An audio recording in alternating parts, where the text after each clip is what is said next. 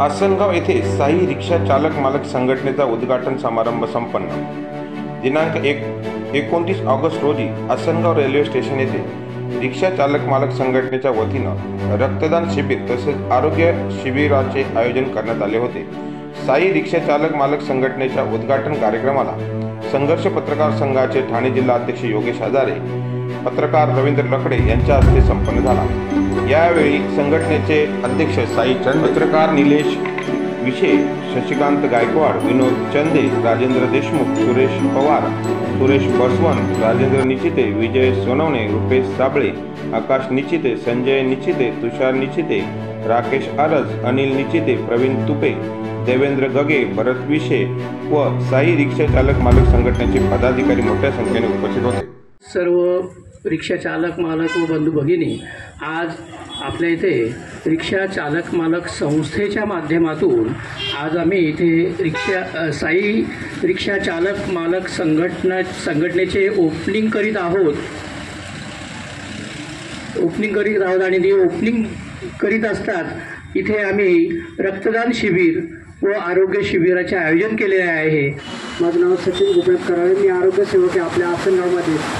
तर हे आपल्या आज रिक्षा चालक मालक संघटना यांच्या वतीने BP, शुगर हे आजार जे आहेत ते खूप आता सध्या डोकं वर काढत आहे।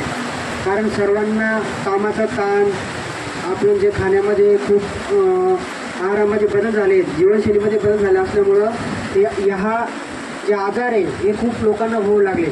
त्यामुळे हे ज्या रिक्षा मालक चालक संघटनेचं जे शिबिर आहे त्यांनी याचा सर्वांनी जास्तीत जास्त लाभ घेऊन आपल्या आरोग्याची काळजी घ्यावी। तसेच यांनी खूप चांगले कार्य केलं असून यामध्ये खूप जणांचं, ज्या लोकांना BP वगैरे सुद्धा त्रास होईल त्यांना आमच्या आरोग्य विभागातर्फे गोळ्यासुद्धा फ्रीमध्ये मिळतात। त्यासाठी माझ्याशी संपर्क तुम्ही साधू शकता।